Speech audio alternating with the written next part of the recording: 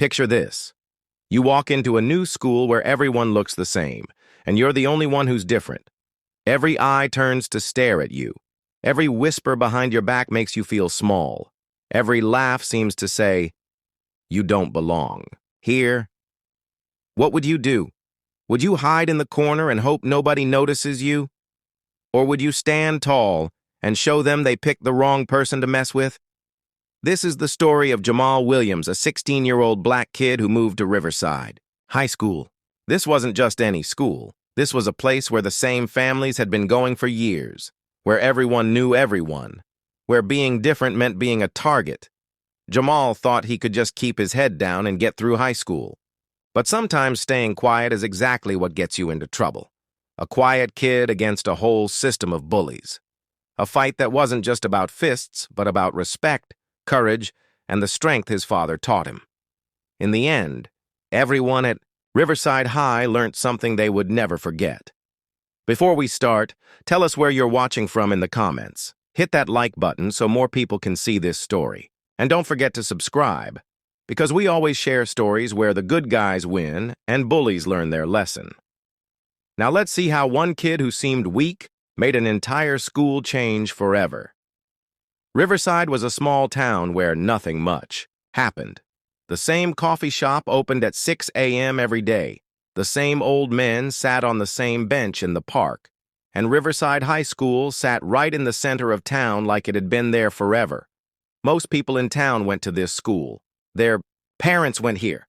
Even their grandparents went here. It was the kind of place where everyone knew your name before you even said it. But on a cold Monday morning in October, someone new walked through those doors. Jamal Williams was tall but not too tall, strong but not showing off. His dark skin stood out in a school where most kids were white. He wore a plain gray hoodie and old sneakers that had seen better days. Nothing fancy, nothing that screamed, "Look at me." But sometimes being different is enough to get attention you don't want. As Jamal walked down the hallway, heads turned. At Riverside High, seeing a black student was rare, really rare. Kids stopped talking to their friends and just stared. Some pointed, others whispered behind their hands. A few laughed, but not in a friendly way. Nobody came up to say hello or ask if he needed help finding his classes. Jamal had been through this before. His mom's job made the family move a lot. New schools, new faces, new problems. But this time felt different. This time the stares felt heavier. The whispers sounded meaner. Jamal kept walking, looking straight ahead. He found his locker, put his books inside, and didn't react to anything happening around him. In his head, he heard his dad's voice. "Son, you don't have to prove anything to anybody. Real strength is knowing when to stay quiet." First period was history with Mrs. Chen. She was a small Asian woman who had been teaching for 20 years. When Jamal walked in, she smiled and said, "Class, we have a new student joining us today. Please make him feel welcome." Jamal nodded but didn't say anything. He found an empty seat in the back row, away from all the staring eyes. The whispers started right away. "Where's he from?" "Probably from the city. Wonder how long he'll last here." Jamal heard every word, but kept his face calm. He opened his notebook and started taking notes like nothing was happening. To the other kids, this looked like he didn't care. To some, it looked like weakness. But there was one person who definitely noticed Jamal's quiet attitude. His name was Brad Thompson, and he was the king of Riverside High. Brad wasn't just any bully, he was the football captain's son. Big shoulders, always wearing his team jacket, and used to getting his way. Brad didn't have to yell or threaten people. One look from him was enough to make kids move out of his way in the hallway. He had his own rules that everyone knew, but nobody talked about. Rule 1, don't cross Brad Thompson. Rule 2, if you want to be safe, stay on his good side. When Brad saw how Jamal sat alone and ignored everyone around him, it made him mad. Really mad. At Riverside High, new kids were supposed to be scared. They were supposed to try to make friends with the popular kids. They were supposed to show respect. But Jamal was doing none of that. He was acting like Brad didn't even exist. At lunch, the cafeteria was loud with kids talking and laughing. Each table had its own group. The football players sat together. The smart kids had their corner. The popular girls had their spot by the windows. Jamal got his food and looked around for somewhere to sit. He picked an empty table far from everyone else. Perfect, quiet, just what he wanted. But from the center table, Brad was watching. He put down his burger and turned to his friends. "You guys see the new kid?" he said, pointing at Jamal. His crew looked over. There was Mike, who loved making jokes that hurt people's feelings. There was Danny, big and strong and always ready to fight. There was Chris, who was good at spreading rumors that weren't true. And there was Tony, who never said much but had mean eyes that made people nervous. "Yeah, I see him," Mike said with a nasty smile. "Thinks he's too good to sit with anyone." Danny cracked his knuckles. "Want me to go teach him some manners?" But Brad held up his hand. "Not yet. Let's see what he does first." Brad was smart. He knew that the best way to break someone was to make them break themselves. Let them get comfortable. Let them think they were safe. Then strike when they least expect it.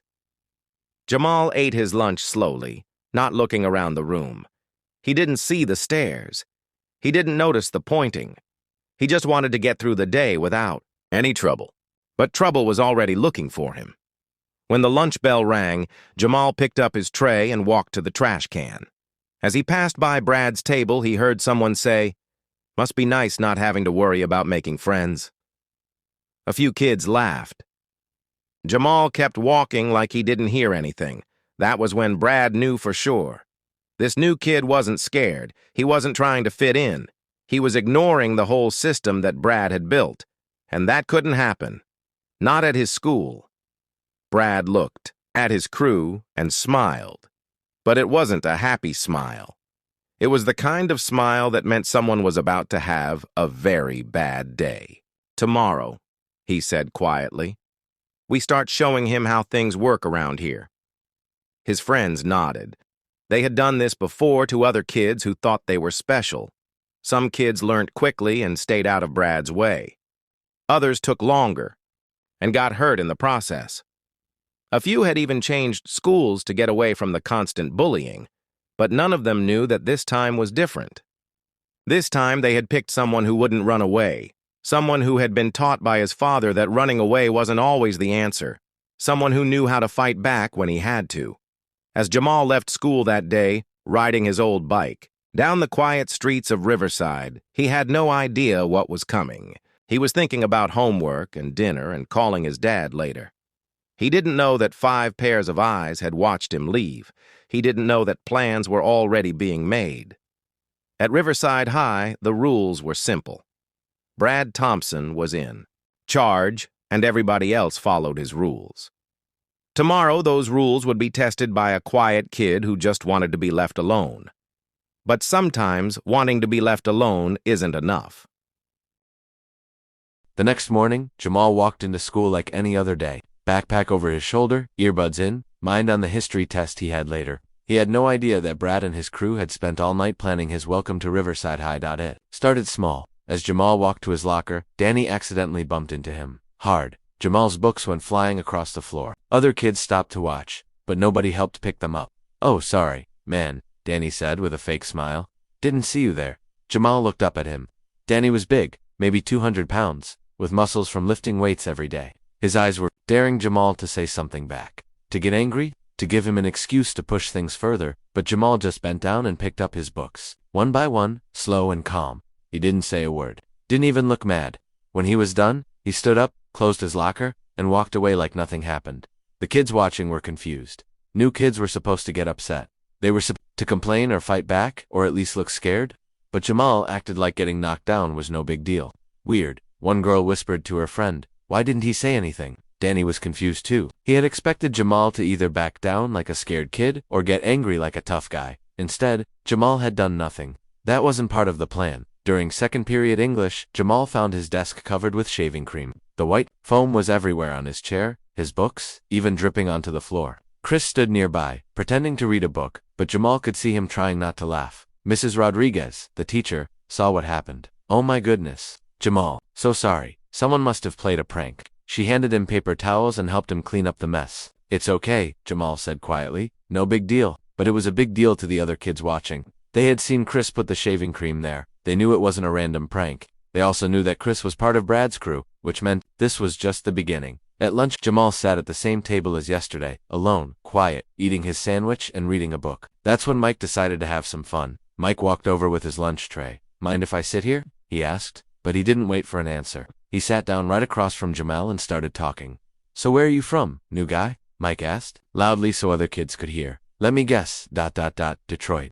"Chicago, one of those dangerous cities where people like you come from." Jamal looked up from his book. "Maryland," he said simply, then went back to reading. "Maryland, huh," Mike continued. "Your dad in prison? That's usually why kids like you have to move around so much." A few kids at nearby tables turned to listen. They knew Mike was trying to start something. They also knew that Jamal was supposed to get mad or defend himself. That's how these things usually went. But Jamal just kept reading. He turned a page, took another bite of his sandwich, acted like Mike wasn't even there. Mike's face got red. He wasn't used to being ignored. "Hey, I'm talking to you." Jamal looked up again. His eyes were calm, almost bored. "I heard you," he said, then he went back to his book. Mike didn't know what to do. He had tried to embarrass Jamal in front of everyone, but somehow he was the one who looked stupid. Kids were starting to whisper about how Mike couldn't even get a reaction from the new kid. Mike stood up, angry now. "You think you're better than everyone here?" Jamal closed his book and looked directly at him. For just a second, Mike saw something in those eyes that made him step back. Not fear, not anger, something else. Something that said, "I'm not afraid of you." But Jamal just said, "No, I don't think I'm better than anyone." Then he picked up his stuff and left the table. The whole cafeteria was talking about it within minutes. Some kids thought Jamal was smart for not taking the bait. Others thought he was a coward who was too scared to fight back. But everyone agreed on one thing. This wasn't over. Brad was furious. He had watched the whole thing from his table across the room. His plan was simple. His crew would mess with Jamal until Jamal either fought back and got in trouble or backed down and looked weak. But Jamal was doing neither. He was just ... ignoring them. "This isn't working," Danny said. "He's not reacting to anything." "Maybe he really is scared," Chris suggested. "Maybe he's just trying to act tough." But Tony, who had been quiet this whole time, shook his head. "No, look at how he walks. Look at his eyes. He's not scared. He's waiting." "Waiting for what?" Brad asked. Tony shrugged. "I don't know. But guys who act like that, they're usually waiting for the right moment to hit back." Brad didn't want to hear that. He was used to being the one in control, used to making the rules. This new kid was messing up everything just by being calm. That afternoon, as Jamal walked to his bike after school, he found all 4 tires slashed, deep cuts that made the tires completely flat. He stood there for a moment, looking at the damage. A few kids walked by and saw what happened, but nobody offered to help. Jamal pulled out his phone and called his mom. "Hey mom, I need a ride. My bike got messed up at school." He didn't sound upset, just tired. While he waited, Brad and his crew watched from across the parking lot. They expected Jamal to be angry, to kick something, to look around trying to figure out who did it. Instead, he just sat on a bench and waited for his mom to pick him up. "Why isn't he mad?" Danny asked. "Maybe tomorrow," Brad said. But he was starting to worry. Every bully knew that the quiet ones were sometimes the most dangerous. When Jamal's mom arrived, she saw the bike and got out of the car. She was a tall woman with kind eyes, but right now she looked angry. "Who did this to your bike?" "Don't know," Jamal said. "Could have been anyone." She looked at her son carefully. "Are you okay?" Jamal nodded. "I'm fine, Mom, really." On the drive home, his mom asked, "Are you having trouble at school?" Jamal looked out the window. "Nothing I can't handle." That night, Jamal called his dad, like he did every week. His dad lived in another state because of his job, but they talked regularly. "How's the new school?" his dad asked. "It's okay. Some kids are testing me, but nothing serious." His dad was quiet for a moment. He had raised Jamal to be strong but also smart. "Remember what I taught you, son. There's a time to walk away and a time to stand up. Make sure you know which time it is."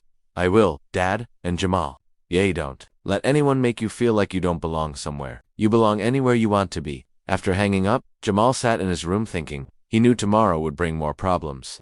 Brad and his friends wouldn't stop until they got the reaction they wanted. But Jamal also knew something they didn't. No, his dad hadn't just taught him to stay calm. He had also taught him to fight. Back at school, Brad was making plans. Simple pranks weren't working. Embarrassing Jamal in public wasn't working. It was time to get more serious. Time to show everyone at Riverside High that Brad Thompson was still in charge. Tomorrow, he told his crew. We corner him somewhere private. No teachers around. No other kids watching. Just us and him. What if he fights back? Danny asked. Brad smiled, but it wasn't a nice smile. Then we show him what happens when someone fights back against us. What Brad didn't understand was that Jamal had been waiting for exactly this moment. He had stayed calm through all the small stuff because he knew the big stuff was coming, and when it did, he would be ready. The next day would change everything at Riverside High, but nobody knew it yet. Wednesday started like every other day, but there was tension in the air.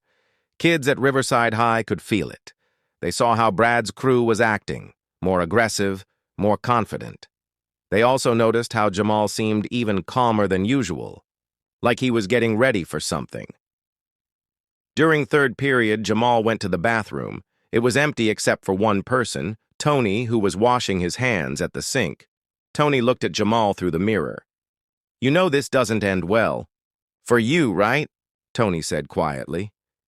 "Brad always gets what he wants." Jamal walked to a sink and washed his hands. "And what does he want?" "He wants you to know your place. New kids don't get to act like they run the school." Jamal dried his hands slowly. "I'm not trying to run anything. I just want to be left alone." Tony turned around and looked at him directly. "That's not how it works here. You either respect the system or the system breaks you." For the first time since coming to Riverside High, Jamal smiled. It wasn't a mean smile or a scared smile. It was the kind of smile that said he knew something Tony didn't.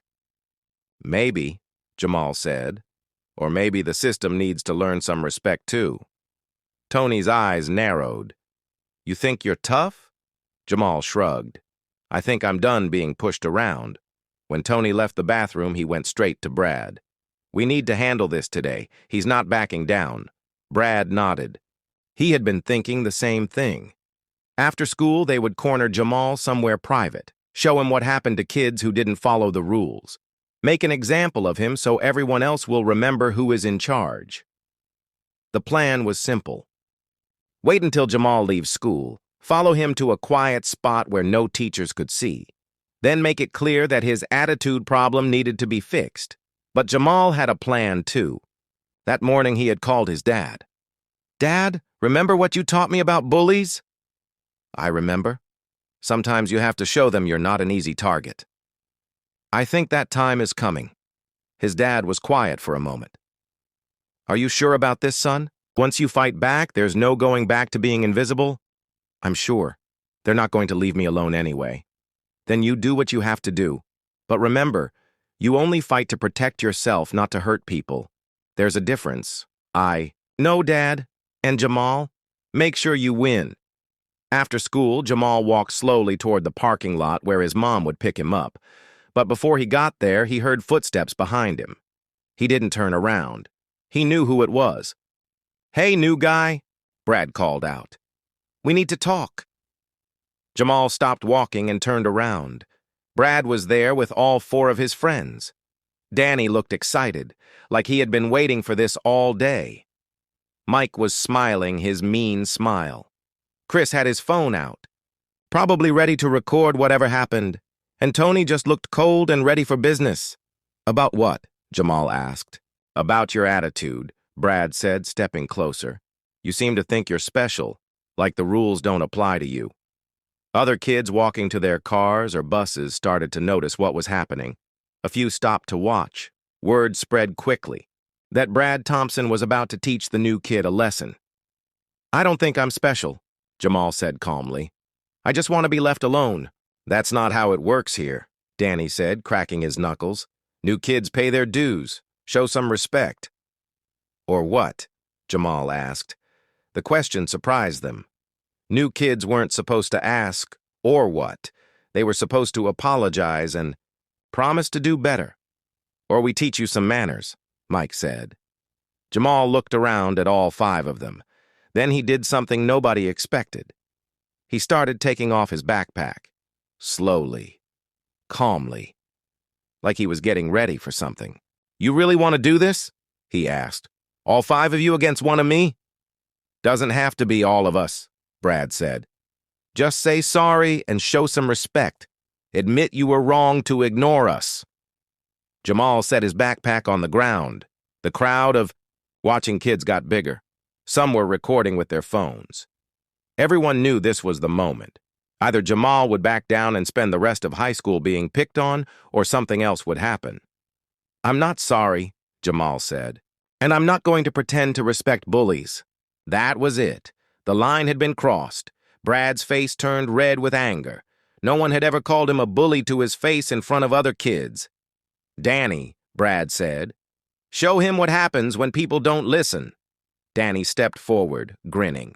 He was the biggest of the group and loved using his size to scare people. He reached out to grab Jamal's shirt, planning to shove him around a little before things got serious. But the moment Danny's hand touched him, Jamal moved. It happened so fast that some kids missed it. Danny reached out, and suddenly, he was on the ground, holding his wrist and making a sound like a hurt animal. Jamal had twisted Danny's arm in a way that looked simple, but made Danny drop like a rock.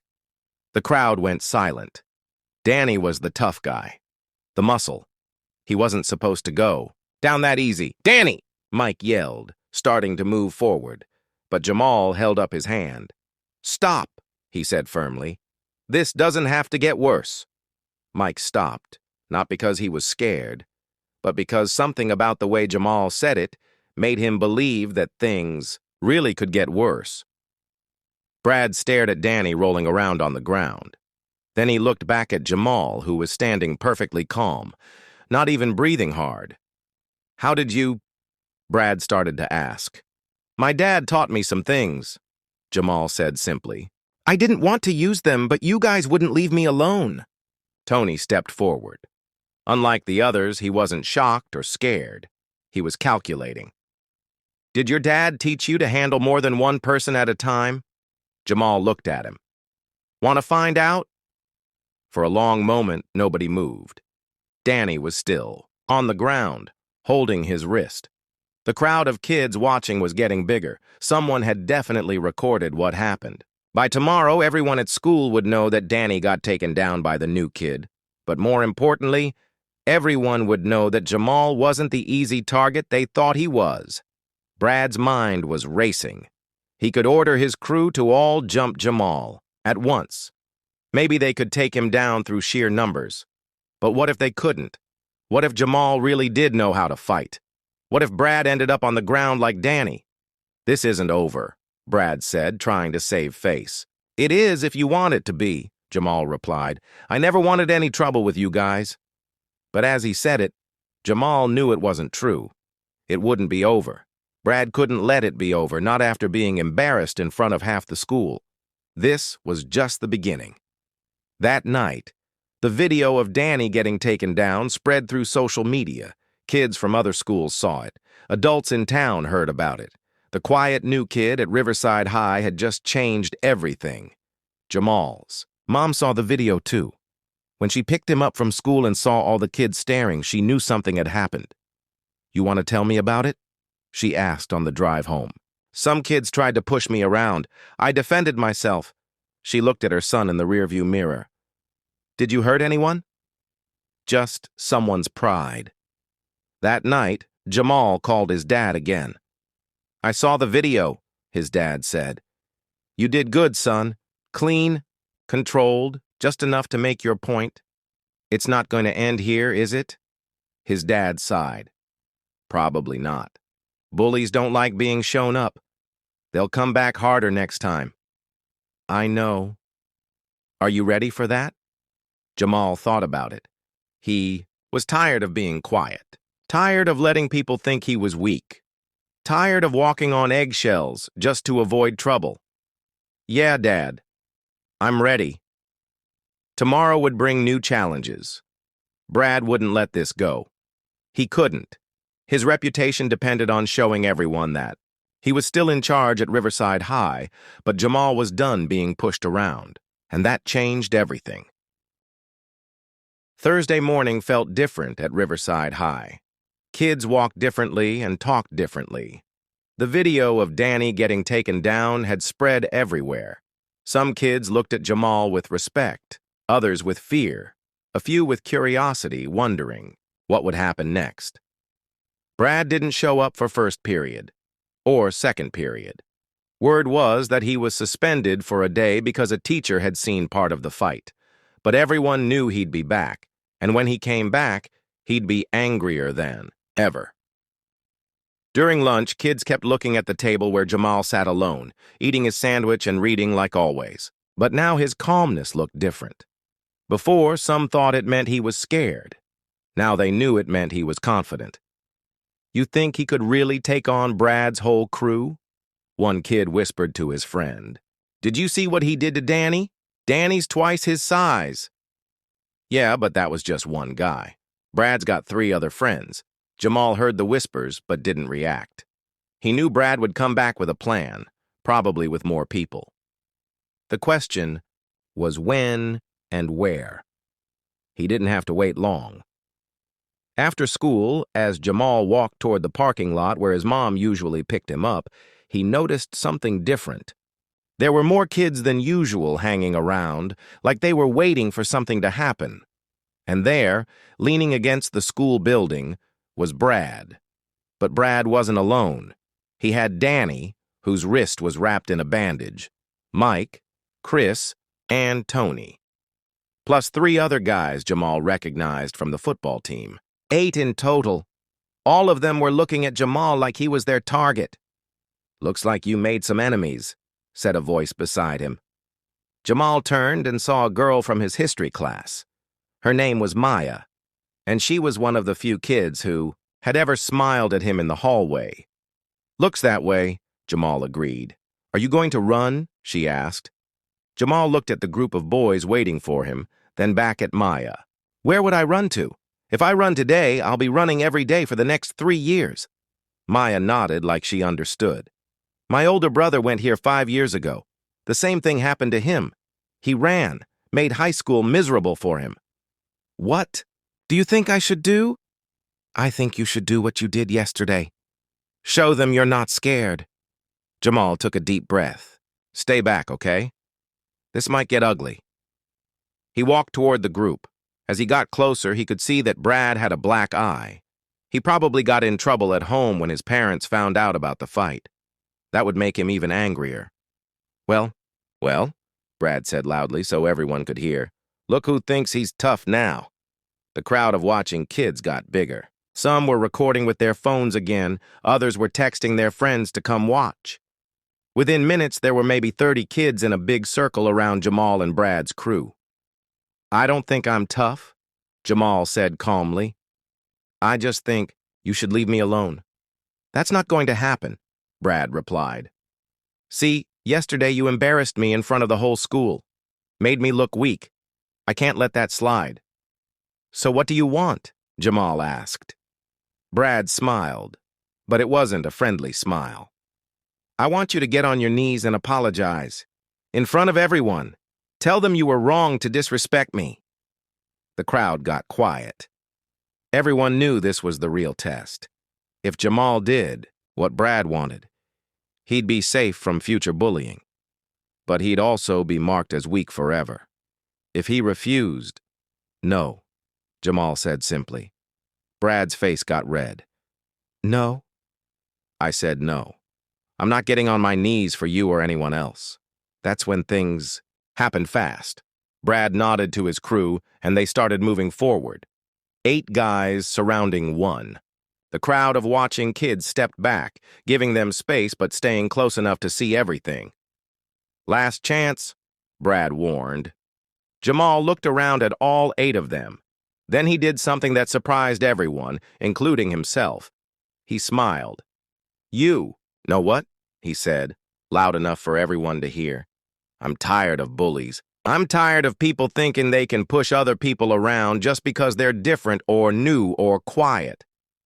So yeah, let's finish this." Danny, still angry about yesterday, rushed in first. But this time, Jamal was ready for him. Instead of just defending himself, Jamal stepped forward and met Danny halfway. A quick combination, a punch to the stomach followed by a push, sent Danny stumbling backward into Mike. Chris came from the left, but Jamal had been watching him. A simple sidestep and a leg sweep put Chris on the ground, rolling and holding his ankle. The three football players looked at each other nervously. This wasn't going like they thought it would. Tony, the smartest of the group, tried to grab Jamal from behind. But Jamal had learnt to fight with his dad, who had been a boxer.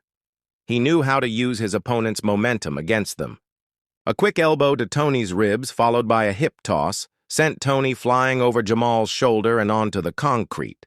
Now it was just Brad, Mike, and the three football players. 5 against 1, but the 5 didn't look as confident as they had a few minutes earlier. "Come on!" Brad yelled to his remaining friends. "All at once!" They rushed him together, thinking numbers would work. But Jamal had been in this situation before. Not in real fights, but in training with his dad. His dad had taught him that when facing multiple opponents, you had to keep moving, never let them surround you, and take them down one at a time.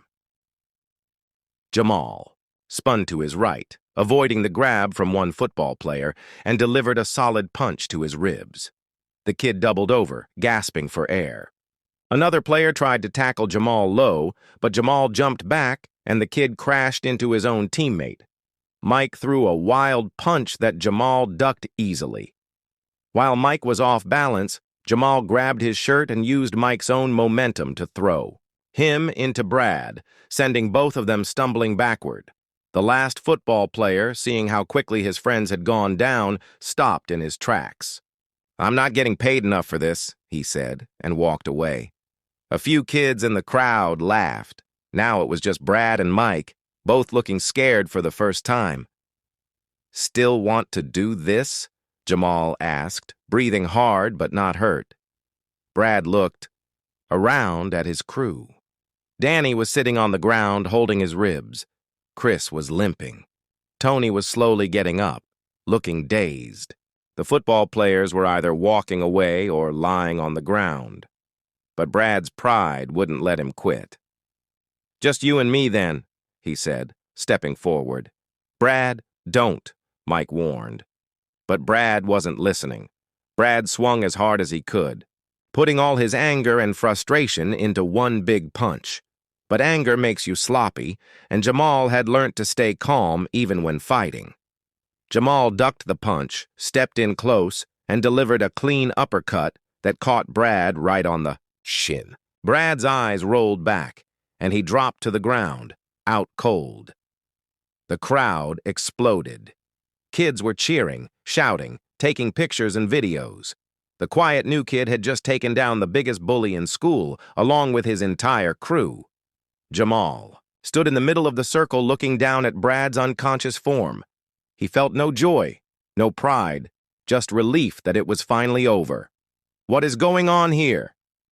Everyone turned to see Principal Johnson pushing through the crowd, looking furious. The circle of kids quickly scattered, but the damage was done. Brad was unconscious, several other kids were injured, and there were probably dozens of videos of the whole thing. 2 hours later, Jamal sat in the principal's office with his mom. Principal Johnson had watched 3 different videos of the fight and talked to several witnesses. "From what I can see," Principal Johnson said, "you were defending yourself against multiple attackers, but I have to suspend you for 3 days. School policy." "What about Brad and his friends?" Jamal's mom asked. "They're getting a week each, plus anger management classes, and their parents are paying for any medical bills." As they left the school, Jamal's mom was quiet for a while. Finally, she said, "Are you okay?" "Yeah, Mom. I'm okay. Is this going to keep happening?"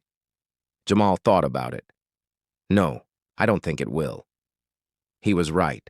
When he came back to school the following week, everything had changed. Brad and his crew kept their distance. Other kids who had been bullied before started walking taller.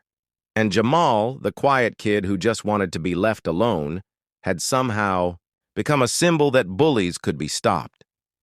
He still sat alone at lunch sometimes, but now it was by choice. Kids would come up and ask if they could sit with him,